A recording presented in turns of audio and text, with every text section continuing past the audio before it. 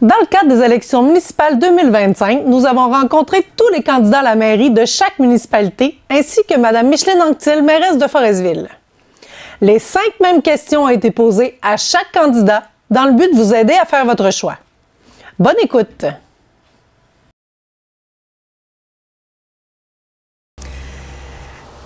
Qu'est-ce qui vous a donné le goût, Mme Ross, de vous représenter cette année comme mairesse pour un nouveau mandat? La continuité, bien que je connais bien les dossiers maintenant, pour avoir fait 4 ans, là, un bon 4 ans, avec quand même des problèmes, des choses à ajuster.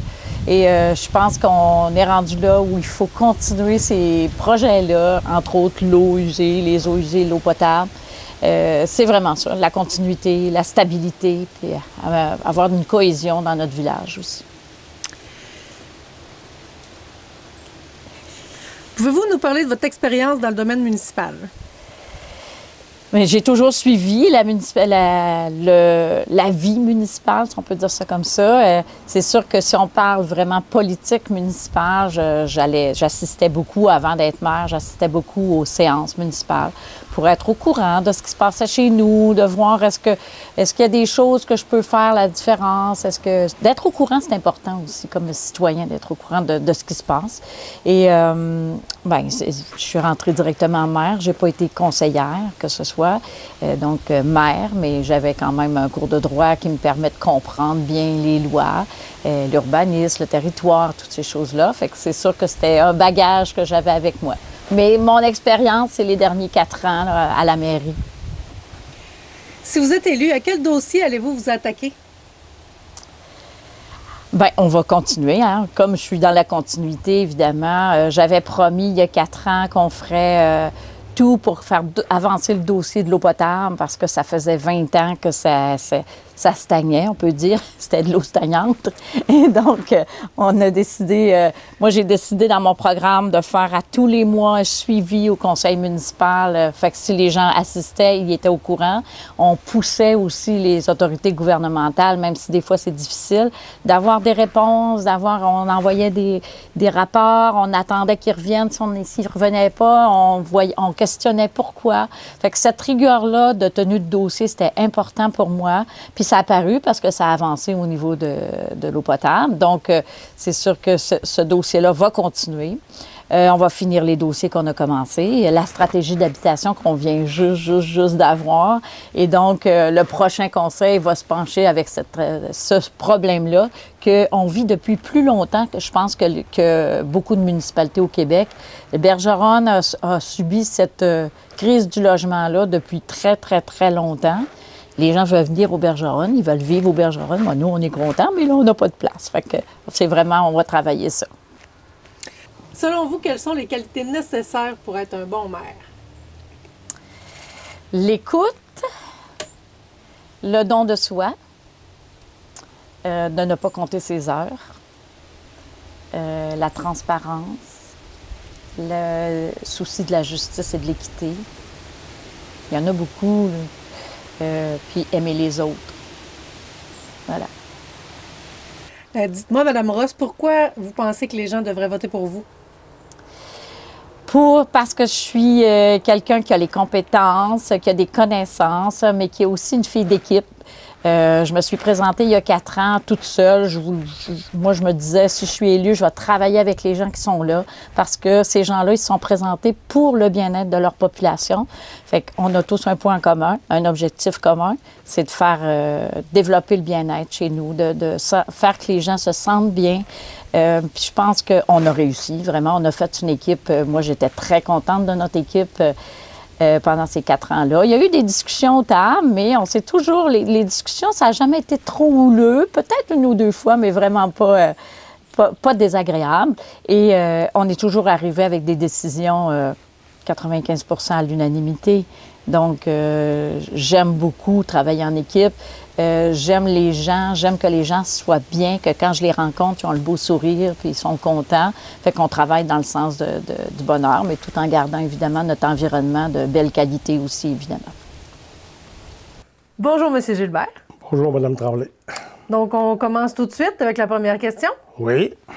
Qu'est-ce qui vous a donné le goût de vous présenter à la mairie cette année?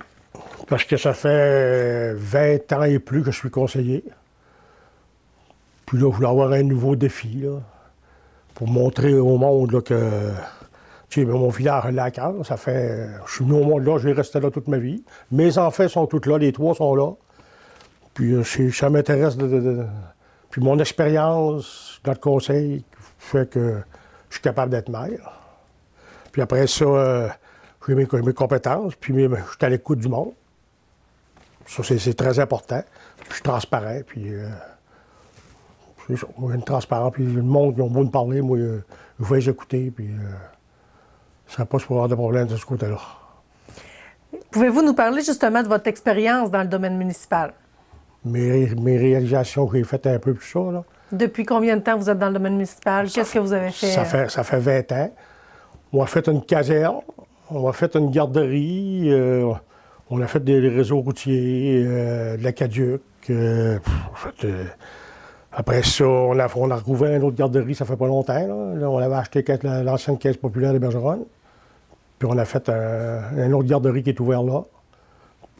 Parce qu'on manque on manquait de place. On doit avoir peut-être 20, on doit être rendu entre 25 et 30 enfants. C'est ça. Puis après ça, le parc du Petit Sourire qu'on a fait, qu'on vient juste de finir là, qu'on va le finir peut-être la semaine prochaine ou dans 15 jours. Là. Ça fait longtemps que le monde nous le demandait, puis on a réussi à en réaliser un. Là. Si vous êtes élu, à quel dossier allez-vous vous attaquer? Le développement résidentiel qui est important.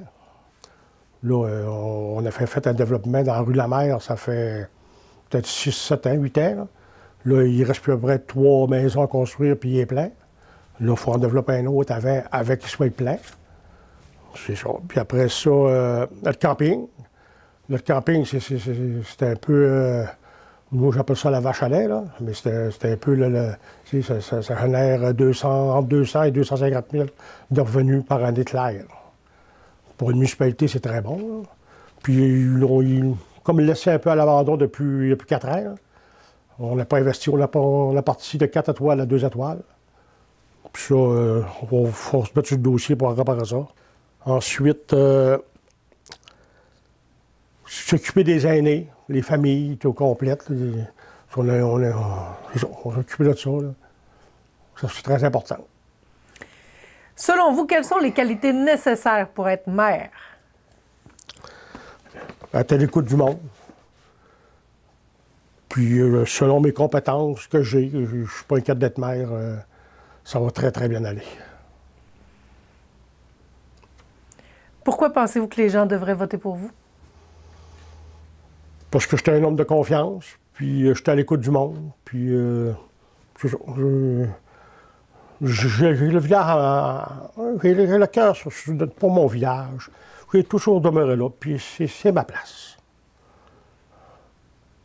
Voici les dates d'ouverture du bureau de scrutin. Pour les votes par anticipation, c'est dimanche le 26 octobre de 10h à 20h que ça se passe.